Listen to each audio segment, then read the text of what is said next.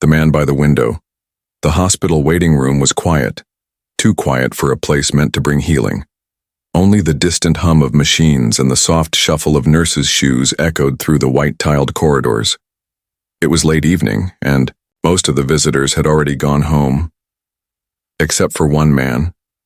He sat near the large window, staring into the falling dusk. His shoulders were slightly hunched, and he wore a simple black hoodie. His hands trembled just enough to notice, resting on his knees like weights he couldn't lift. From time to time, his eyes blinked too long, like he was fighting tears he wouldn't let fall. No one knew who he was. No one dared to ask. Emma had just ended her 12-hour shift. Her feet ached, her back burned, and her mind begged for rest. But as she passed the waiting area, she paused. Something about the man by the window pulled her attention. She had seen many families break down, cry, scream, or collapse in her years as a nurse. But this man, he was too silent, too still. It was the kind of stillness that didn't belong in the living. She almost walked on. Almost. But something made her stop. Maybe it was the way he kept gripping and releasing the edge of the chair, like he was hanging onto reality by a thread. Maybe it was the quiet grief she saw behind his eyes, or maybe deep inside her she recognized that kind of pain. "Excuse me," she said softly, not wanting to scare him. "Are you waiting for someone?" He didn't look up right away. He just nodded once. Barely. She stepped closer, pulling the stethoscope from around her neck. "I'm Emma. I'm a nurse here." The man finally turned his head. Emma's breath caught. Not because he was famous, not yet, but because his face was full of something raw, something broken. His eyes were tired, red and hollow, like someone had stolen the sun from his world. "I'm just waiting," he said. His voice was low and hoarse, like it hadn't been used in days. Emma nodded. "Do you need water? Something to eat?" He gave a small shake of the head. "No, thank you." She looked at him for a moment, then slowly sat down in the chair beside him. "Sometimes," she said, "just sitting with someone helps, even if no words are said." He didn't respond, but he didn't ask her to leave either. For a few minutes, they sat in silence. The streetlights outside flickered on one by one. The sky faded from orange to purple. Then he whispered, "My daughter was here." Emma turned to him gently. "Was?" He nodded. "She was sick. A rare condition. We tried everything, every treatment, every hope." His lips trembled and he looked away. "They said there was nothing more to do. She passed this morning. I didn't know where else to go. I didn't want to go home. Not yet." Emma felt something crack inside her. She had seen loss before. She had held the hands of mothers, fathers, lovers, and friends as they broke down. But this man wasn't breaking down. He was quietly drowning. "I'm so sorry," she said. What was her name? He closed his eyes. "Lucy." Emma reached out and gently placed her hand over his. It was cold, like winter had touched his bones. "Lucy," she said. "That's a beautiful name." He nodded. She was light. Even in pain, she smiled. "She used to tell me, 'Oh, Daddy, don't be sad, even clouds cry, it's okay.'" Emma felt a tear fall down her own cheek. She wiped it quickly. "She sounds like an angel." "She was," he said. For a long time, they just sat. No questions, no noise. Just two people, one grieving and one holding space. Then, out of nowhere, he asked, "Do you believe in signs?" "Signs?" she repeated. "Like little things. Feathers, dreams, songs. Things that tell you someone is still with you, even if they're gone." Emma thought for a moment. "I think sometimes when we love someone deeply, our hearts find a way to keep them close. Maybe it's not magic. Maybe it's memory, but yes, I believe in signs." He looked at her for a long moment. Then Very softly, he whispered. Today, I heard her laugh. In the hallway. Just once, like an echo. Emma's eyes widened. I know it sounds crazy, he said. But I heard it. Just for a second. It's not crazy, she said. It's beautiful. He looked down at their hands, hers still holding his. Thank you, Ray, for not treating me like I'm invisible. Emma gave a small smile. No one who carries that much love is invisible. He turned to her fully then, and in that moment she finally recognized him. It hit her like a wave. The movies, the interviews, the eyes. She swallowed hard. You're Keanu Reeves, she whispered. He didn't smile.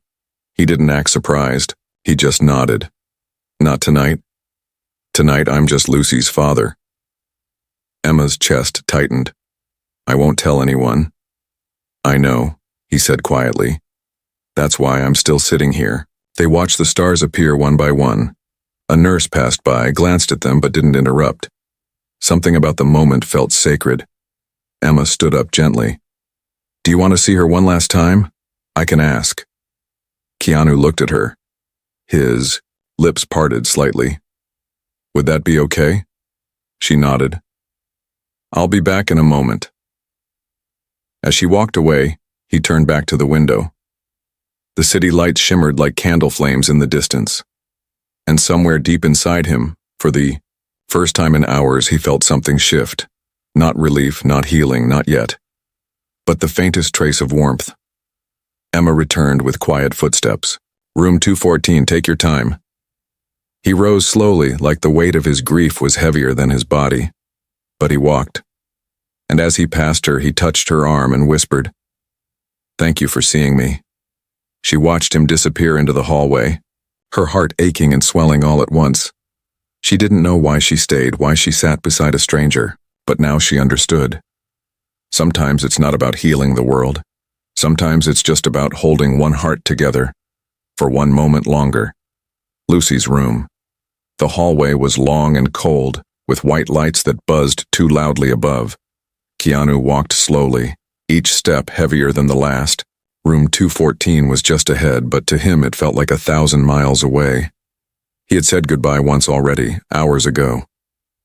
But when Emma offered, something inside him whispered, Go again. The door creaked as he pushed it open. Inside, the room was quiet. Too quiet. The kind of quiet that echoed in your soul. Lucy lay on the bed, her face peaceful, her small frame covered with a soft pink blanket. Beside her pillow was the little stuffed panda she never went anywhere without. Keanu stood in the doorway for a moment, not knowing if he had the strength. Then he slowly stepped in and closed the door behind him. He pulled the chair beside the bed and sat down. The hum of the monitor, now silent, felt like a ghost in the room. He reached out and touched her small hand, still warm with the memory of life. Hey, baby girl, he whispered, his voice cracking. I know I already said goodbye, but I needed to see you again. Tears filled his eyes. He let them fall now, no cameras, no crowds, just a father and his little girl in the quiet space between life and whatever came next. They said you were brave, he said softly. But you were more than that. You were kind, strong. You gave me light when I couldn't find any. He took a deep breath, then choked on it. I don't know how to live in a world where you're not in it. He looked around the room as if hoping she'd appear, giggling from behind the curtain. But the room stayed still.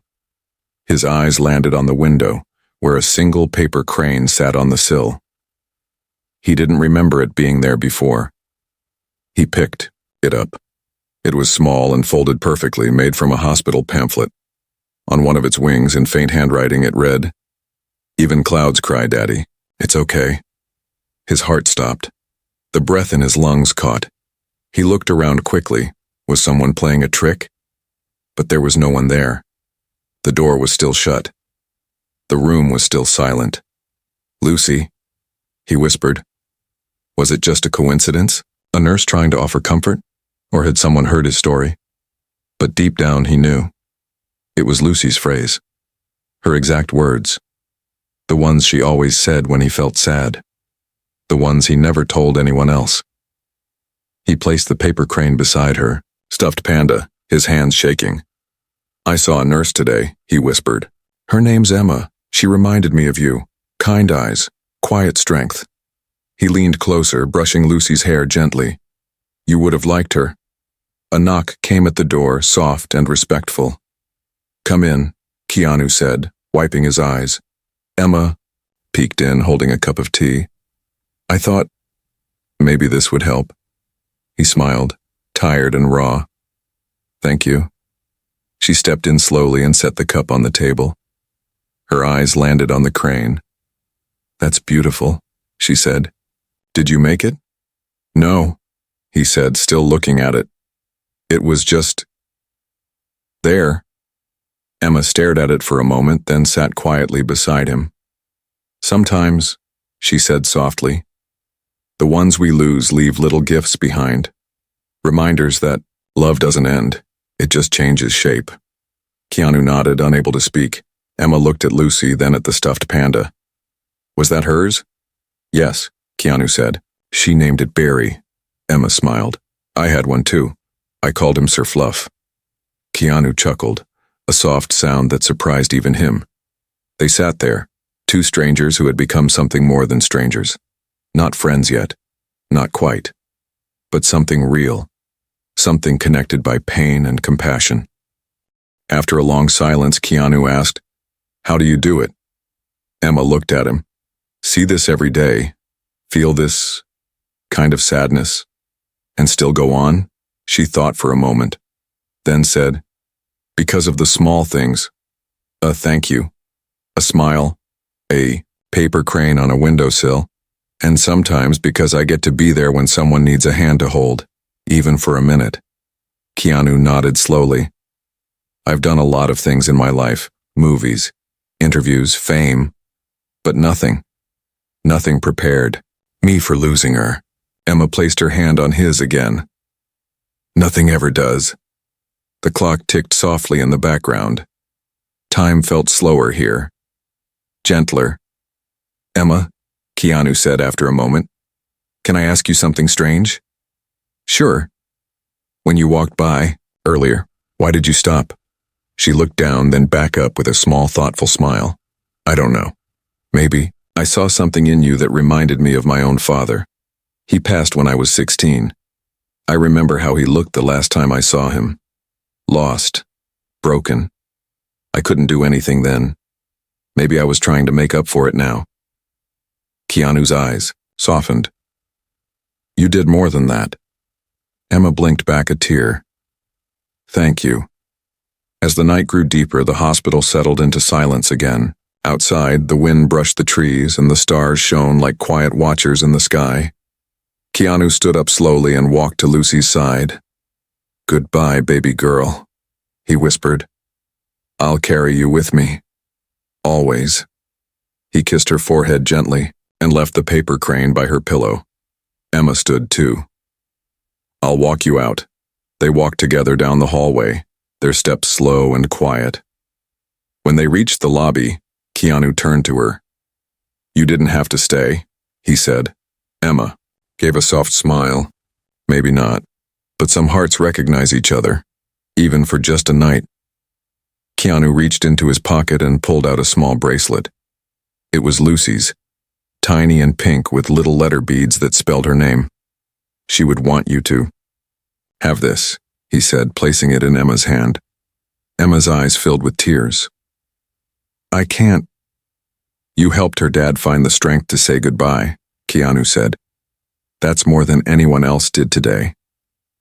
Emma held the bracelet close to her heart. "Thank you," she whispered. He gave her one last look, then walked into the night, the hospital doors closing behind him. Emma stood there for a long time, the bracelet warm in her hand, and as she turned to leave, she noticed something on the wall beside the entrance. A new paper crane, folded from a napkin. It wasn't there before. On its wing, in soft pencil, were 3 words, "Thank you, Emma." Whispers of healing. The morning sun poured gently into Emma's small kitchen. painting golden stripes across her table and coffee mug. But her mind wasn't on breakfast. Her fingers kept turning the tiny pink bracelet over and over.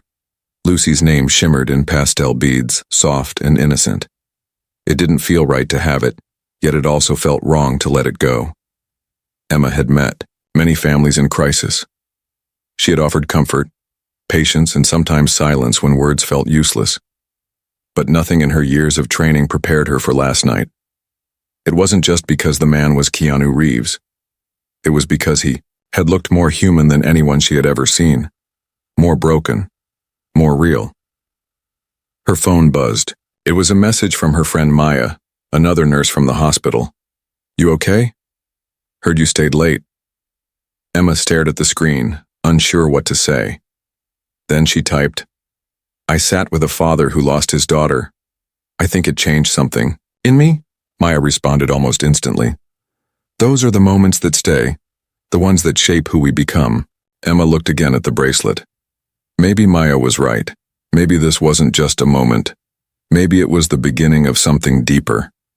Across the city, Keanu sat in his garage. It wasn't a place for cars. It was his quiet spot. One wall was lined with books, another with tools. A guitar leaned in the corner. Lucy's paintings hung everywhere. Scribbles, stars, little handprints. He hadn't had the heart to take them down. He sat at the workbench, staring at a photo. Lucy with Barry both laughing, her eyes full of light. He picked up a small carving knife and a piece of soft wood. Slowly, carefully, he began to carve. The motions were familiar, grounding. It was something he used to do with Lucy. She always said, "Make something out of nothing, Daddy. It's magic." His hands moved, not fast but steady. Chip by chip, a shape began to form. By midday, a tiny wooden crane sat in his palm.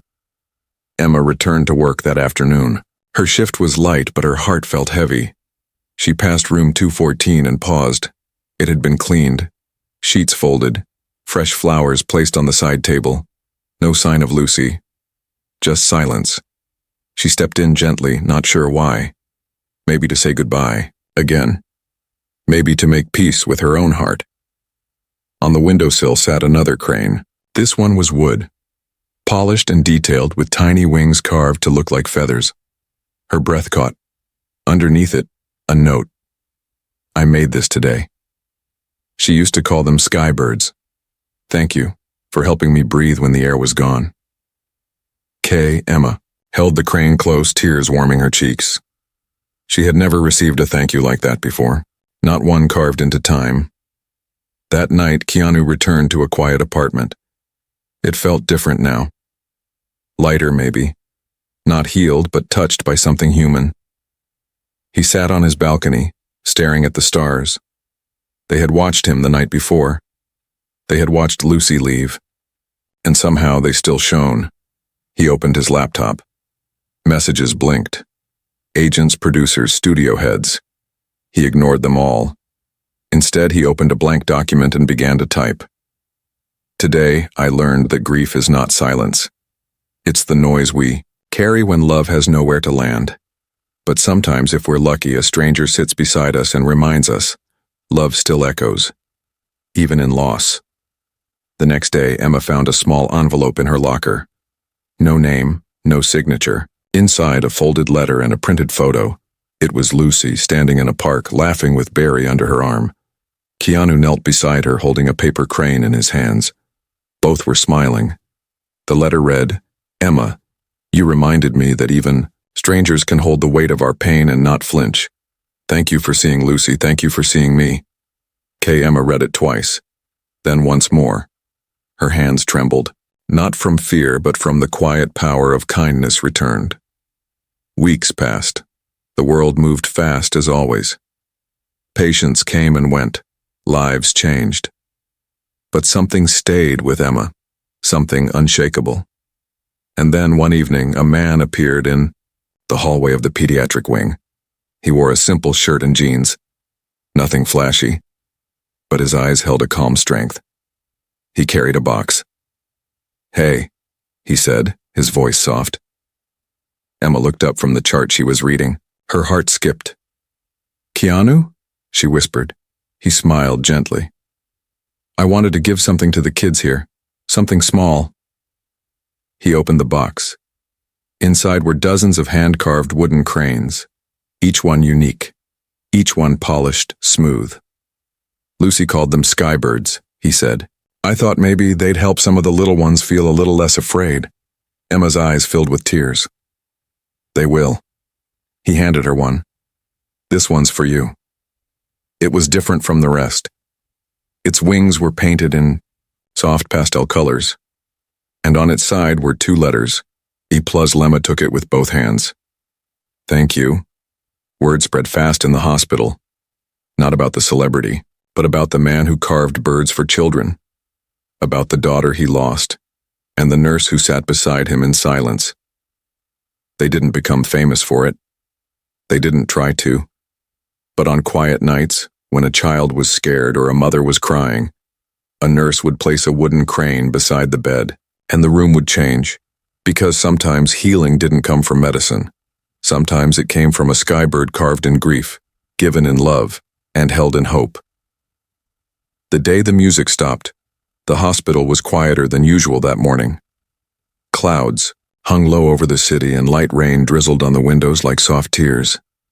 Emma walked into the pediatric ward carrying her lunch in one hand, and the skybird Keanu had carved for her in the other. She hadn't left it at home, not once. Somehow holding it made her feel grounded, like Lucy's laughter was still floating through the air. As she walked past the front desk, Nurse Maya waved her over. You won't believe who's in the lounge, Maya whispered with wide eyes. He's back. Emma blinked. Keanu? Maya nodded. And he brought more birds. Emma felt something warm spread through her chest. Over the past few weeks, something had shifted, not just in Keanu, but in the whole hospital.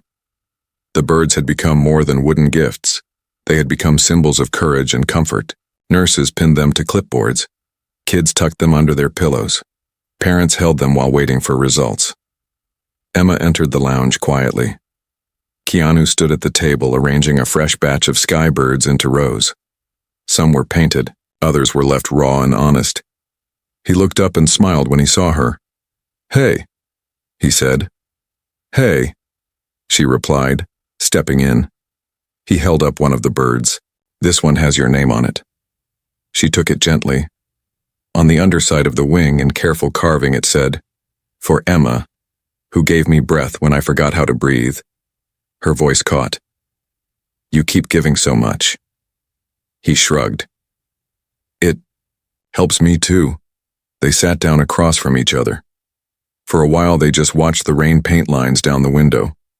Emma finally asked, Do you ever feel like you'll wake up and none of this will have mattered? That it will just disappear? Keanu looked at her with a quiet understanding.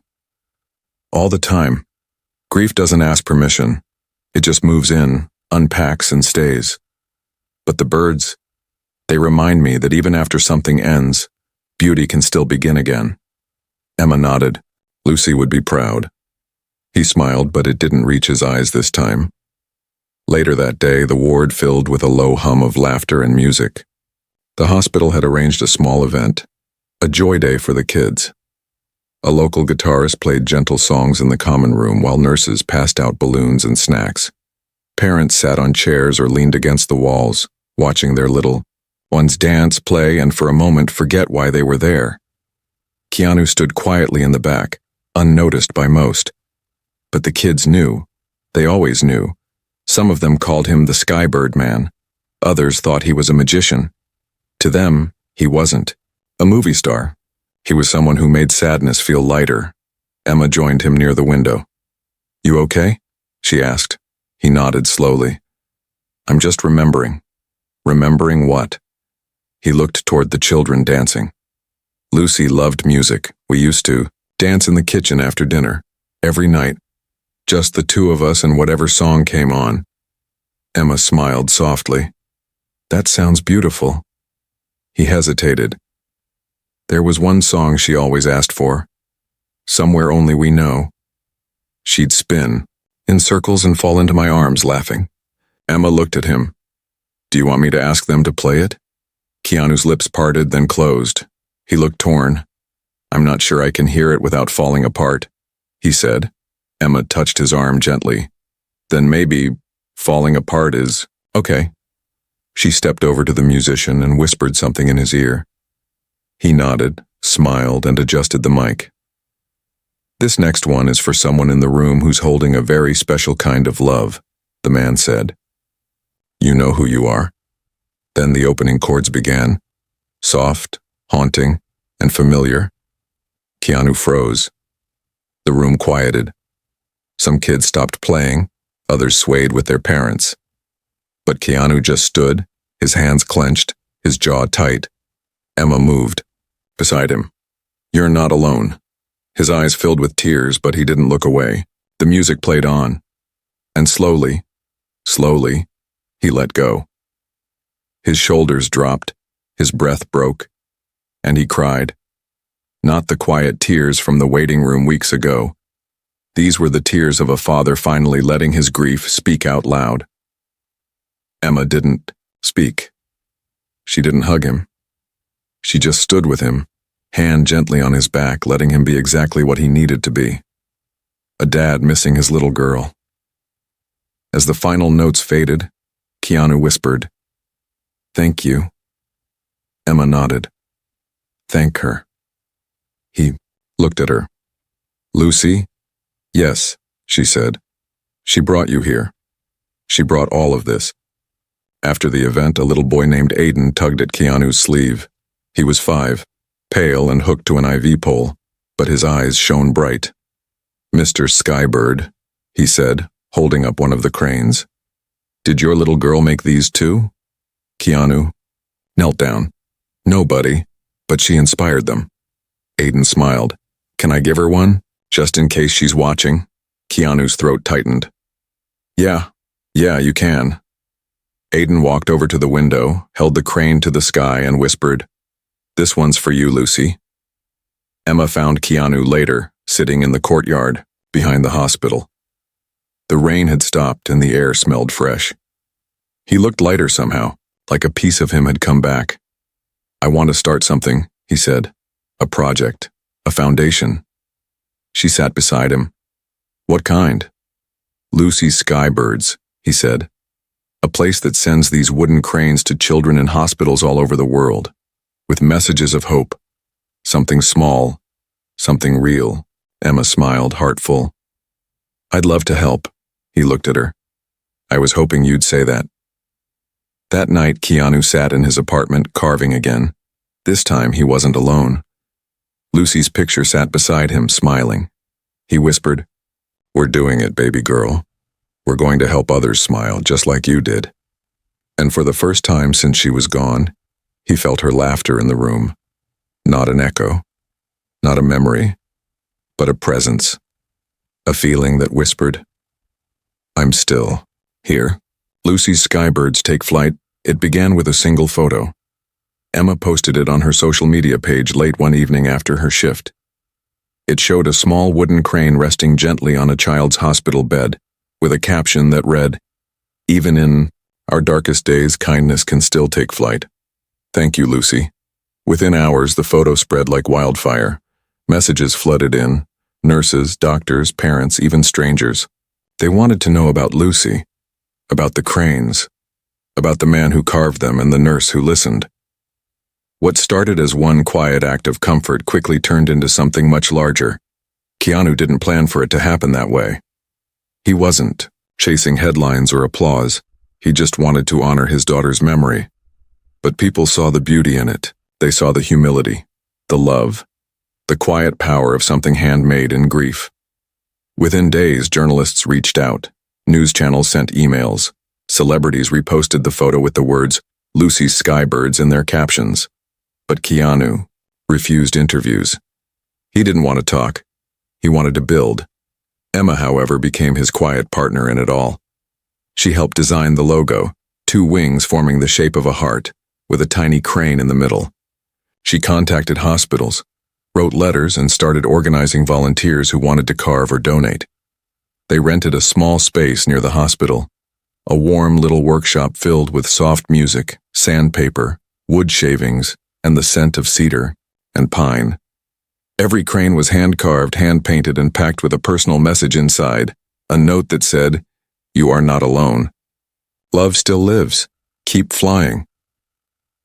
One Saturday morning, the hospital received a shipment of cranes, over 300 of them, all made in the new workshop. The staff lined up to help deliver them to the kids' rooms. Emma stood at the head of the line with a small crate in her hands. Inside were 10 cranes, each painted a different color, each with a child's name etched into the wings. Keanu stood beside her, holding another box, eyes gentle but focused. "Are you ready?" she asked. He nodded. "Let's fly." They moved, room to room. Some children squealed in delight. Others held the birds close, whispering their thanks. Parents cried quietly in corners, touched by the kindness of strangers. The cranes weren't just decorations, they were hope made real. In one room, a teenage girl with a shaved head and pale skin took her crane and said, "I haven't smiled in weeks, but this makes me feel like someone out there cares." Keanu knelt down and said, "Someone does." Her name was Lucy, and she'd want you to keep smiling. The girl blinked. "Lucy? She sounds amazing." "She was," he whispered. Back in the workshop that evening, Emma noticed Keanu working on something new. He was quiet, more focused than usual. When she peeked over his shoulder, she saw a design he had drawn, a giant skybird sculpture with wings that stretched wide enough to hold names. "What's this?" she asked. "A tribute wall," he said. "Every child who gets a crane can send their name back to us. We'll carve it into the wings. Let them know they're part of something bigger." Emma's eyes glistened. "This is beautiful." Keanu smiled faintly. "I just want Lucy's name to be surrounded by others who are still here, who are still fighting." She reached out and touched his hand. "You're giving so many people something to hold on to." He looked at her, something soft flickering in his eyes. "So are you." Weeks passed, then months. And the world kept noticing. Keanu received a letter from a children's hospital in Germany, another from Japan, then Brazil. Each one told stories of children who held their cranes during chemotherapy, surgeries, or lonely nights. Some wrote poems. Others sent drawings of flying birds with hearts for wings. Lucy's skybirds had become a symbol across continents. But one letter stopped Keanu cold. It came from a mother in Oregon. She wrote, "My son passed 2 days before your crane arrived, but he saw the box. He smiled and said, 'They remembered me. Thank you. Thank you for letting him feel seen.'" Keanu sat with the letter for a long time. The tears didn't fall. They just sat behind his eyes like waves he didn't know how to let out. Emma sat beside him. "Do you ever feel like it's too much?" he asked. She nodded. "All the time. But then, I think of what would happen if we didn't try. If we didn't show up." "Lucy always said showing up was the hardest part," he said. Emma smiled. She was right. One quiet evening, they hosted a candlelight ceremony in the hospital garden. Families gathered. Nurses held candles. Children, some in wheelchairs, others with tubes and wires, placed their cranes on a long wooden bench. Keanu stood in front, not as a movie star, but as Lucy's father. "Thank you," he said, his voice steady. "Thank you for letting my daughter's memory be more than a goodbye. Thank you for giving her wings." Then one of the children, a little girl no older than 5, walked up and said, "Can I sing a song for Lucy?" Keanu knelt and said, "Yes, she'd love that." The girl began to sing softly. It was off-key, sweet, and full of pure love. When she finished, the crowd clapped gently. Keanu hugged her, his eyes finally releasing the tears that had been waiting so long. Later that night, as they cleaned up the garden, Emma and Keanu stood under the soft glow of the lanterns. "You've done something incredible," she said. He looked at her. "We did." Emma hesitated, then asked the question that had been burning in her chest for weeks. "Keanu, Do you think you'll ever go back? To movies, Hollywood? He thought for a moment, then smiled. Maybe one day, but right now, this is the only story I want to tell. Emma nodded. Then let's keep telling it. And together they stood in silence, watching the sky, where no birds flew that night. But in their hearts, 1,000 were already soaring, the girl with the silver scarf. The cold wind brushed against Emma's cheeks as she walked toward the children's hospital. Winter had arrived, gentle but firm. Snow flurried lightly across the sidewalks, resting on bare branches like tiny wishes. Inside her coat pocket, she kept her wooden crane, Lucy's name still shining faintly on the underside of its wing. The crane was worn now, the edges smoothed by her thumb, but it still felt like magic in her hand. It had been nearly a year since that night, the night Keanu Reeves sat by the hospital window, lost in grief, unaware that something bigger was about to begin. Since then, Lucy's skybirds had traveled to more than 30 countries. Volunteers carved and painted them with love. Messages of hope arrived from children, nurses, even prison inmates who found healing in shaping a single piece of wood into flight. Today was different. Today, something waited that neither Keanu nor Emma had expected. Inside the pediatric wing, a new patient had arrived 3 days earlier. A 7-year-old girl named Hannah. She wore a silver scarf wrapped around her head and had large, bright eyes that saw everything. She rarely spoke, wouldn't eat much, and never smiled. The doctor said she was recovering from a long illness, but it wasn't her body that was hurting the most. It was her heart. Emma entered Hannah's room quietly. The girl sat by the window staring out at the falling snow. In her lap, she held one of the cranes. "Hi, Hannah," Emma said gently. Hannah didn't turn, just whispered, "He's sad." Emma paused. "Who is?" "The man who gave me this," she said, holding up the crane. "He came yesterday. He didn't smile, but he looked at me like I reminded him of someone." Emma's chest tightened. "Did he tell you his name?" Hannah shook her head. "No, but he sat with me. And then he gave me this. And he said, 'You're stronger than you think.'" Emma sat beside her. "He lost someone very special to him." Hannah looked at her. "Me too, my sister, last summer." Emma reached out and gently squeezed her hand. "I'm so sorry, Hannah." The girl looked down. "Everyone tells me it'll get better. But they don't understand. They say it to make themselves feel better." Emma didn't try to offer more words. Instead, she pulled her own crane from her pocket. "This belonged to a girl named Lucy," she said softly. "She passed away too. But her love, it never stopped flying." Hannah stared at the wooden bird in Emma's hand, then looked back at her own crane. For the first time, her fingers curled around it, not like it was a toy, but something precious. "Can I give mine away?" she asked. Emma blinked. "You want to give it away?" Hannah nodded. "Maybe. Someone else needs it more."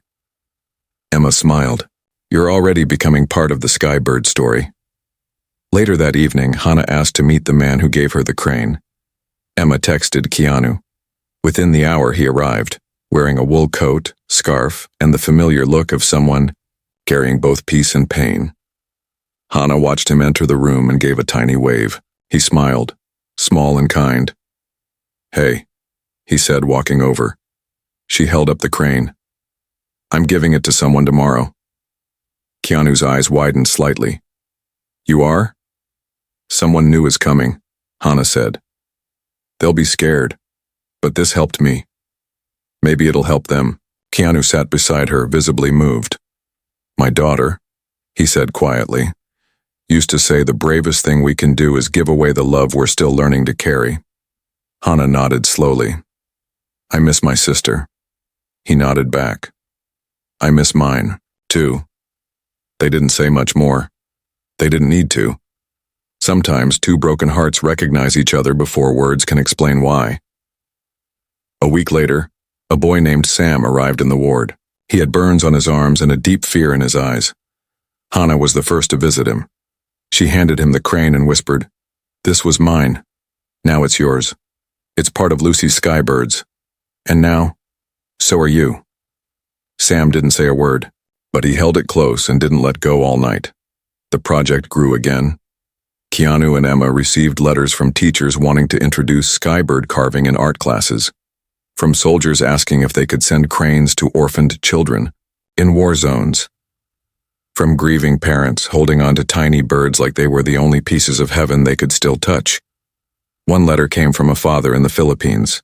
He wrote, "My son died in my arms. The day your crane arrived, I had given up. But then I opened the box and saw the message.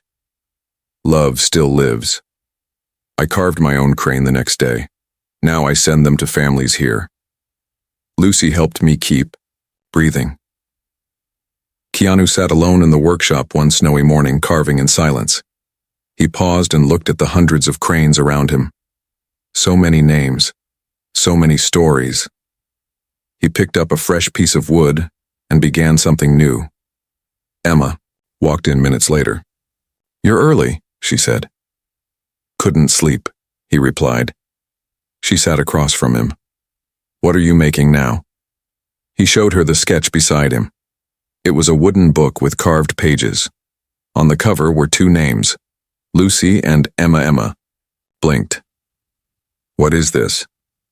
"A children's book," he said, "about a little girl who teaches the stars how to fly." Her eyes glistened. "I thought you said you weren't ready to tell new stories." He smiled faintly. "I'm not. Not my stories. This one's hers." Months later, the book was finished. It was simple. Soft words, colorful drawings. Each copy came with a crane tucked inside the back cover, and on the final page, a note. "If you're holding this, it means someone believes in you. Keep flying. Love, Lucy." On the anniversary of Lucy's passing, the hospital held a celebration, not of her death but of her flight. Hundreds of people gathered. Children hung cranes from trees. Music played in the garden. Families lit candles and whispered names of the ones they'd lost. Keanu stood beside Emma. Both held candles. Both held silence. Then, one by one, children began singing a song Hannah had written. It was simple, like a lullaby. "Little bird, fly so high, carry love across the sky.